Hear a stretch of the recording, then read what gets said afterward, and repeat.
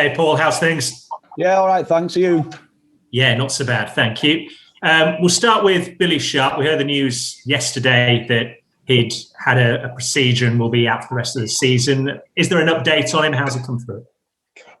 His procedure's gone well, yeah. Obviously, it's a blow when we're getting a second diagnosis, if you like, and just that it's a tendon issue and it's going to require surgery to give him the best possible chance of recovering rather than just rest and recuperation, which we were hoping for. So it's extended his period, we know, and as you say, he's out for the season. So, yeah, a blow and a loss because we were hoping that we'd have him back for the last few games. As you say, it's a blow. Is there any positive news on the injury front heading into this weekend? We've had another blow. Ollie McBurney's out for the season as well. So when he limped off the other day, he's got a stress fracture, 5th metatarsal, so he's out for the season. So yeah, 2 forwards are lost. So that's not positive from that respect. The positive is Sanderberg's trained again another day. So that's in with 3 full days with us now, which is great. And we'll keep progressing in, hopefully get him back involved sooner rather than later. Flecky, we're assessing tomorrow, so Flecky's not trained all week so far. But hopefully he'll be fine and back in. As you say, it's not great news, obviously. And then you look ahead to this weekend's game, and you won't need me to tell you, you'll be aware that if results don't go your way, then relegation could be confirmed. So as manager, how do you approach a week like this, and how do you go about trying to make everyone positive still? Yeah, well, in terms of being in this situation, it's new to me, it's new to a lot of people, but there's certainly even, 3 games ago, the first league game when I was in charge, it's sort of, there's been a sense of inevitability, if you like, about this moment. There's been a sense of inevitability, whoever I've spoken to, and every single person I've spoken to, whether that's been a player, a member of staff, some of the management, fans, I don't want to talk that way. You can't talk that way. It's always been out of our hands, if you like, for a long, long time now. So whilst we understand that and know that, it doesn't help bring performances, doesn't help people get into the habits of what they need to do to perform well. So, yeah, that's always been sort of a noose around our neck, if you like, and something that's dragging us down. We know that, understand it, but there's only one thing you can do, which is live with it and try and perform. So situation's not changed. I'm not going to change our approach. It's just another thing that we obviously have to deal with.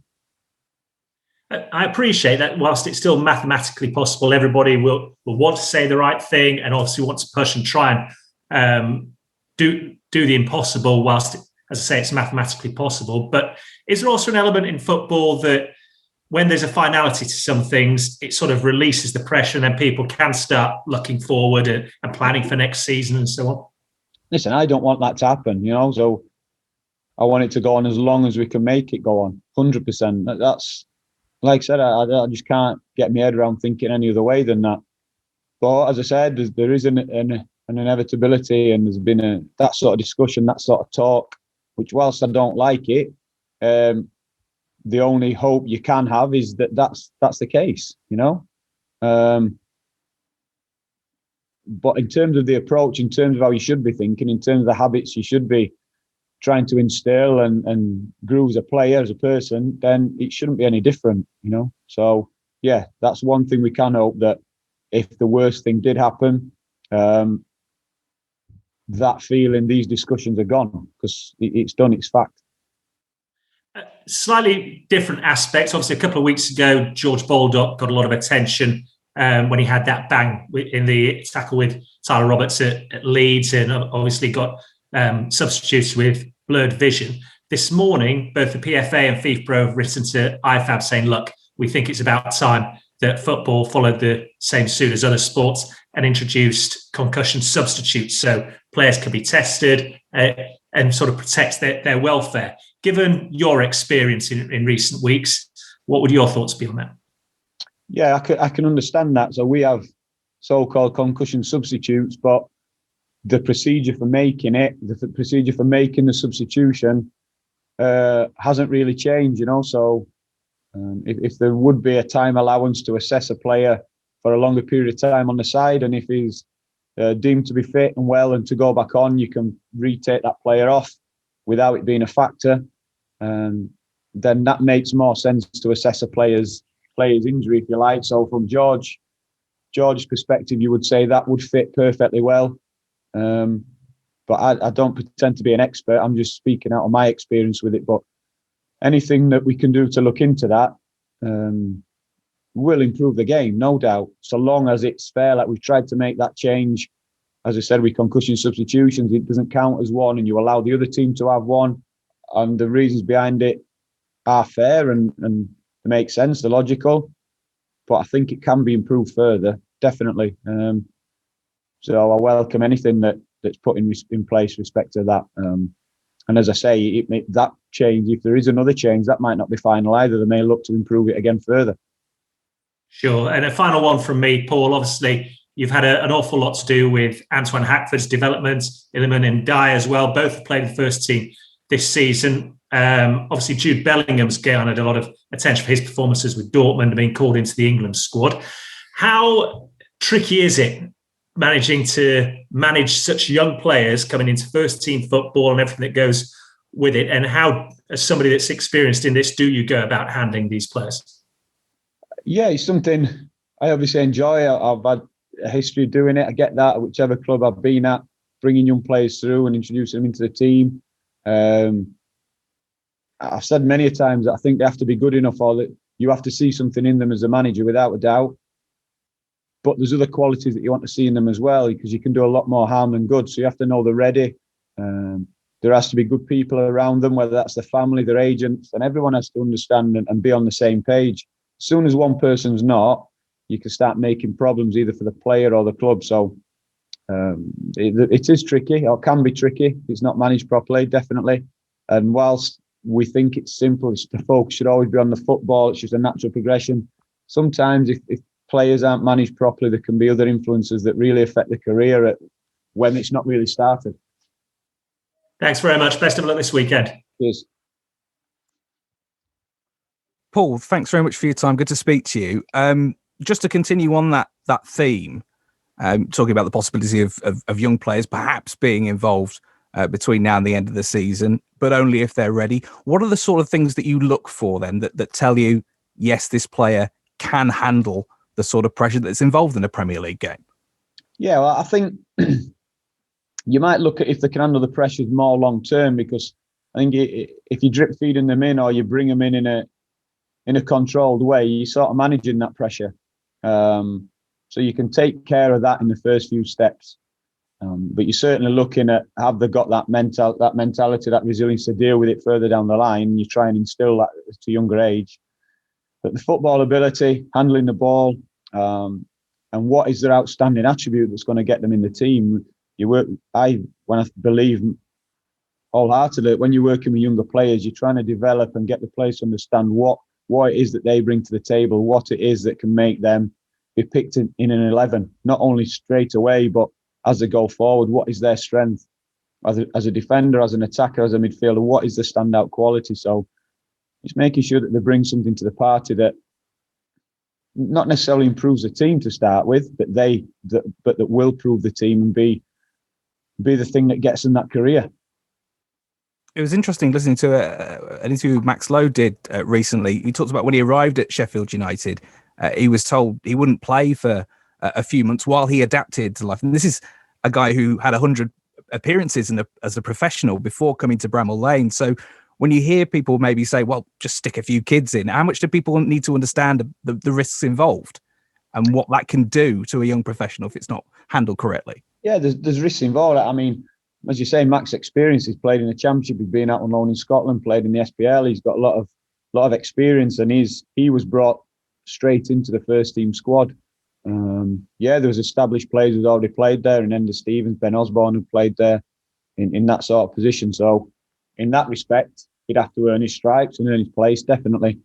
But when we're talking about young players stepping up for the first time for the league debut, for the first team debut, then it is a different story.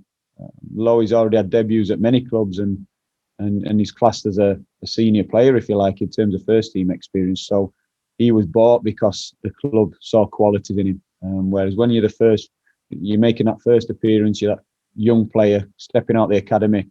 That's the more daunting part of it, and the bit where someone has to have that belief in you to put you in. Just to follow up on some of the squad issues with Billy Sharp, in terms of a return date for him, is pre-season the goal, or could it be a little bit longer than that? As far as I'm aware, pre-season, I've not. All I know is because the procedure was yesterday, we've just had an update on how well it's gone. And I've not looked into or spoke to Watto in terms of what that looks like beyond this next few days. Because like that, as a player, I've been there, past experience.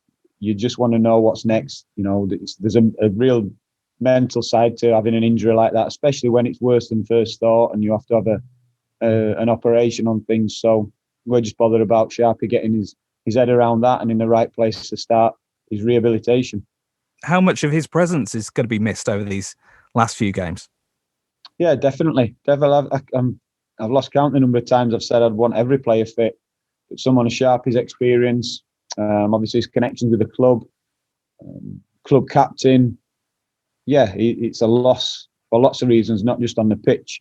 But we can't moan about it. We can't worry about that. We've got other players out. We seem to get one back and then lose two at the minute, but that's just the way it is, and tends to be when things aren't going your way. We've had many discussions. What comes first? Is it poor results that lead to injuries, or injuries that lead to poor results? It just seems to go hand in hand.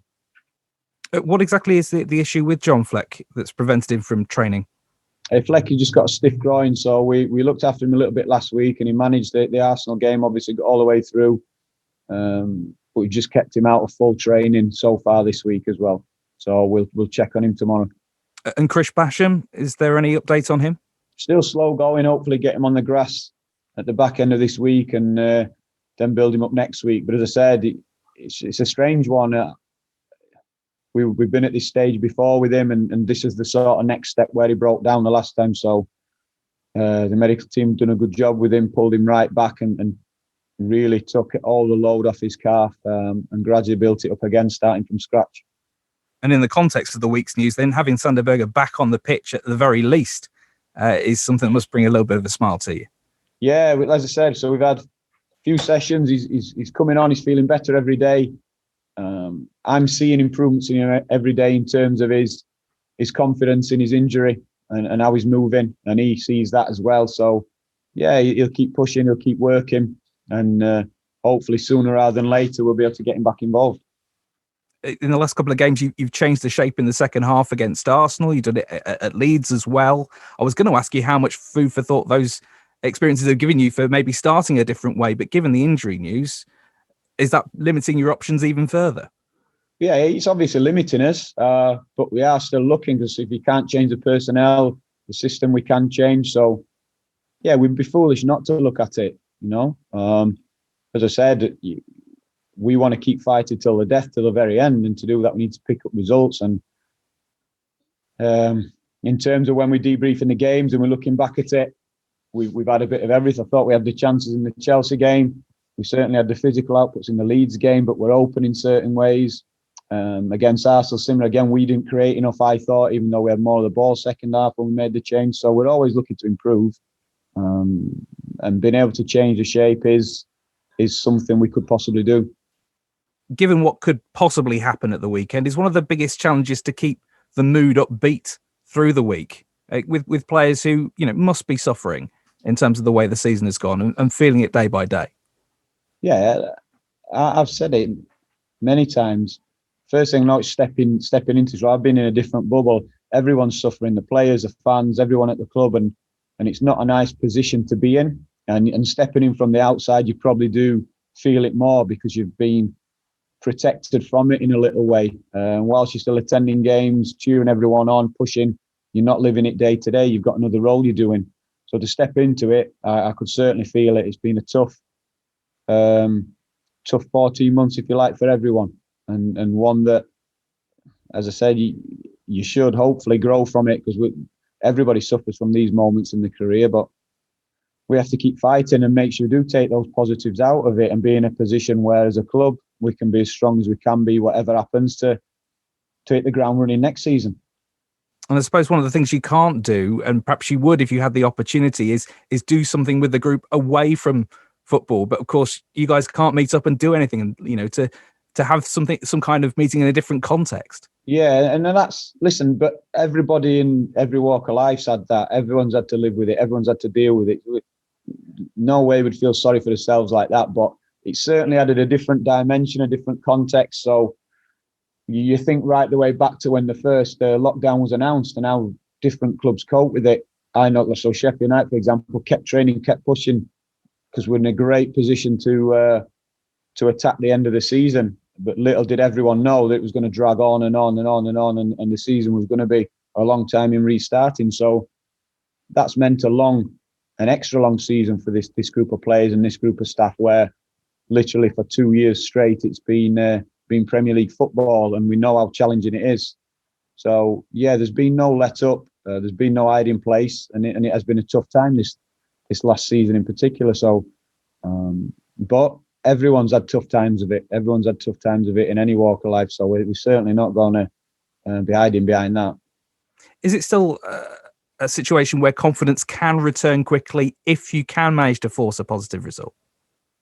I think so. Yeah, results are everything. You can cling on to things in performance, but belief comes from results. I've been pleased with the way that the players have been training. I've been pleased with them today. Every day that they've come in and we've had a real intensity to how we've worked. We've tried to increase that, and the players have understood why. Again, not just for the short term, but for the longer term. And it's just a really strange situation to be in. And the confidence, you say, is, if it was that easy to resurrect and someone would be a millionaire if they ever figured that out, how easy it was to do that. It's tough. We can all talk about it, but you've just got to knuckle down and work at it. But certainly results do bring that belief in everything you're doing. And in trying to do that, what do you I don't know who's in the background there, but what are you expecting from Wolves? Created a lot against West Ham, and much more constrained against Fulham. What's your reading of them? So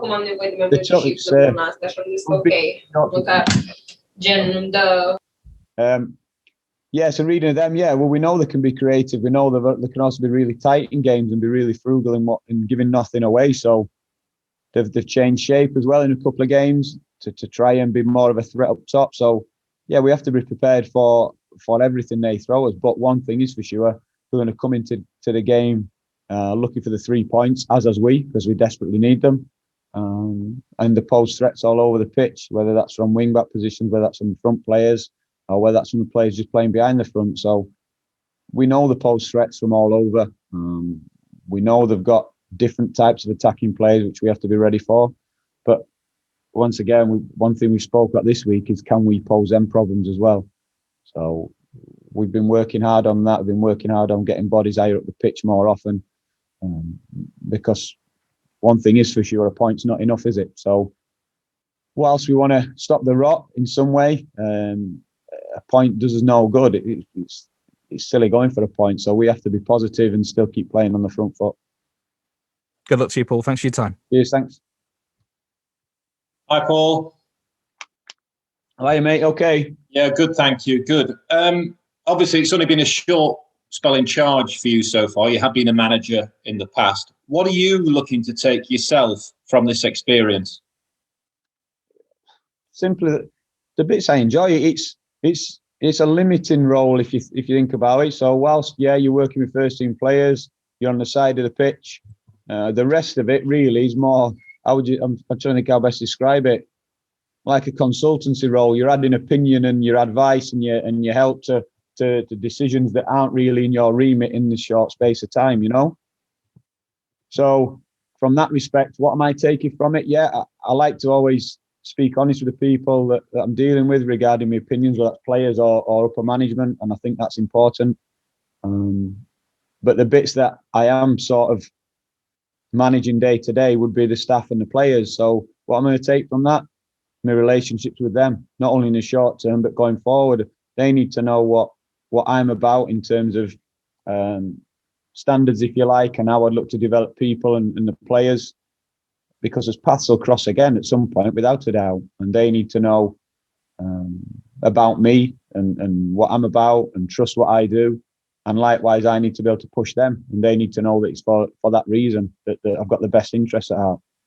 Is it difficult, though, to change the way that players play, to implement your own ideas when they've been so set in a particular way of playing for the last 4 or 5 years? Yeah, definitely. But I think the most restrictive, apart from the injuries and the fact that we haven't got the personnel to change too much about, because the success has come from playing a certain style and a certain system, we've recruited into that system. So we know that, we understand that. But probably the biggest limiting factor is the fact of the situation and where we are. And we're speaking about confidence, we're speaking about the belief, we're speaking about this relentless feeling, if you like, of getting kicked when you're down, and how do you get out of it? That's the most limiting thing, I think, in changing things. And that's what the players, staff, the club have to focus on, because that'll determine how stable we become in this moment, regardless of results, will determine how well the players start next season. So discussions we're having about pre-season, discussions we're having about changing things about the training ground, that all needs to be in place to give the players the best possible chance of next season, of breaking this cycle that they feel like they're in at the minute. Do the players owe it to themselves to play for the futures now as well? 100%, and they all know that. They're all aware of that. I keep getting asked a lot of the time that, are the players trying? Have they lost?